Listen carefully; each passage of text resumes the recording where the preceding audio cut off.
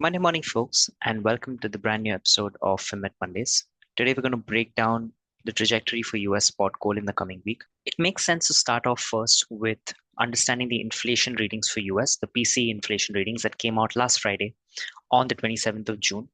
We saw that core PCE, which is a measure of inflation that excludes food and energy prices, core PC on both month-over-month and year-over-year timeframes has come in higher than the forecast or higher than the previous readings, right? So this means that inflation in the US is still not showing signs of correcting or decreasing, and inflation is still very much a concern for the US economy. That's why you see on Friday this major $50 correction. Gold was in fact able to keep above this 3293 pivot right here, this black line that you see over here, for majority of last trading week. But I think on Friday, with this new inflation reading and its consequences, you saw a lot of selling action around this level, and gold broke through this level and settled somewhere around 3270. In terms of the long-term trajectory for gold, there is something critical that we observed happen on Friday. If you observe this line right here, right from 31st December to now, and you're able to see that gold continuously remains above, has been trading continuously above this blue trend line right here. But on Friday, for the very first time, you saw gold break below this trend line right here. So this is a telling sign. This is revealing. This indicates that the bullish run that we've had so far in the metal, the 6 months of a bull run this year, is slowly losing steam, even from a technical standpoint. We've been observing that gold has been not been able to break this 3400, 3450 level.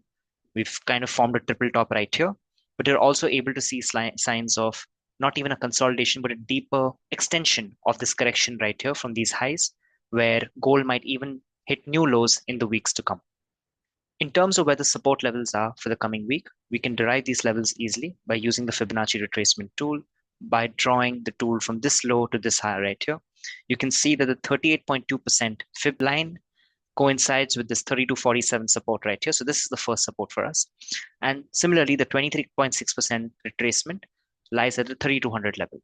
So 3200 is not just a psychological support, it also stands to be a technical support. These two levels being supports are further validated by another longer term Fibonacci extension. So if you take a Fibonacci from here all the way till here, you're able to see that even in this long term Fibonacci retracement, the 50% line coincides with 3200 right here. On both the two Fibonacci retracements that I showed you, this 3200 support is very crucial. Also observe that 3200 in the past has held some significance. You've seen pullbacks from 3200 right here. Then you've seen gold correct once again in 3200, hit these lows, but again managed to hold back right here. So you've seen two cases in the past in the months of April and May where gold has corrected to these levels but is able to bounce back.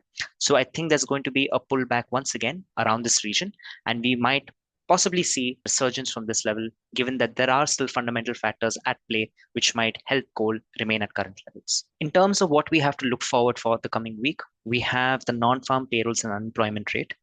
Unemployment rate showed signs of an increase for the first time last month. It increased from 4.1 to 4.2%.